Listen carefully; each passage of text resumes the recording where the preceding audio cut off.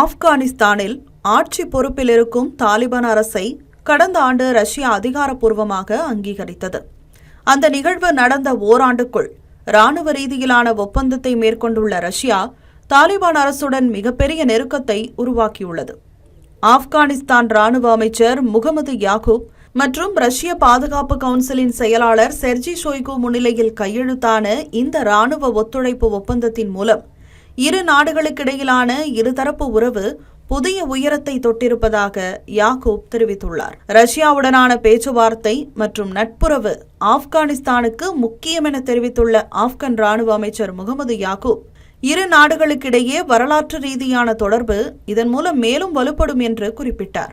தாலிபான் அரசு மற்றும் ஆப்கானிஸ்தான் மீதான தடைகளை உலக நாடுகள் விரைவில் விலக்க வேண்டும் என ரஷ்யா பாதுகாப்பு கவுன்சிலின் செயலாளர் செர்ஜி ஷோய்கு வலியுறுத்தியுள்ளார். இந்த ஒப்பந்தம் மூலம் ரஷ்யாவுடன் ஆயுத பரிமாற்றம், தொழில்நுட்ப ரீதியிலான பரிமாற்றம், கூட்டு வளர்ச்சி திட்டங்களை ஆப்கானிஸ்தான் மேற்கொள்ளும். அந்த வகையில் ரஷ்யா தாலிபான் இடையிலான புதிய ராணுவ ரீதியிலான ஒப்பந்தம் அண்டை நாடான பாகிஸ்தானுக்கு பெரும் நெருக்கடியை கொடுக்கும் என சர்வதேச பார்வையாளர்கள் கருதுகின்றனர். கடந்த காலங்களில் பாகிஸ்தானின் நம்பகமான நண்பராக ஆப்கானிஸ்தான் திகழ்ந்தது. ஆனால் ஆப்கானிஸ்தான் எல்லைப் பகுதியில் பாகிஸ்தான் நடத்திய தாக்குதல்களால் இரு நாடுகளுக்கும் இடையிலான நல்லுறவு சிதைந்ததுடன் இருதரப்புக்கும் இடையே மோதல் போக்கும் அதிகரித்தது.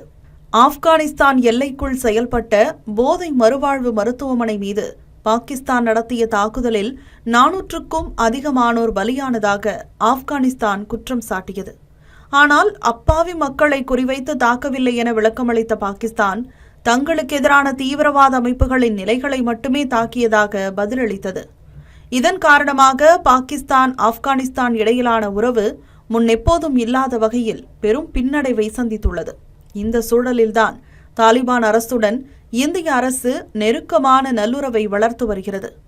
கடந்த ஆண்டு டெல்லி வந்த ஆப்கானிஸ்தான் வெளியுறவு அமைச்சர் அமீர்கான் முத்தகி இருதரப்பு உறவு தொடர்பாக மத்திய அமைச்சர்கள் மற்றும் முக்கிய தலைவர்களை சந்தித்து கலந்துரையாடினார். இந்த சூழலில்தான் இந்தியாவின் நம்பகமான நண்பன் என்று அறியப்படும் ரஷ்யாவுடன் தாலிபான் அரசு முக்கியமான ராணுவ ஒப்பந்தத்தை மேற்கொண்டுள்ளது. இதன் மூலம் ஆப்கானிஸ்தான் மண்ணில் இந்தியாவுக்கு எதிரான நிலைப்பாட்டை நிலைநிறுத்தும் பாகிஸ்தானின் முயற்சிகளுக்கு பெரும் பின்னடைவு ஏற்பட்டுள்ளது. ரஷ்யாவுடனான தாலிபான் அரசின் நட்பு பொருளாதார ரீதியாக சீனாவின் ஆதரவை ஆப்கானிஸ்தான் நம்பியிருக்க தேவையில்லை என்ற சூழலையும் உருவாக்கியுள்ளது.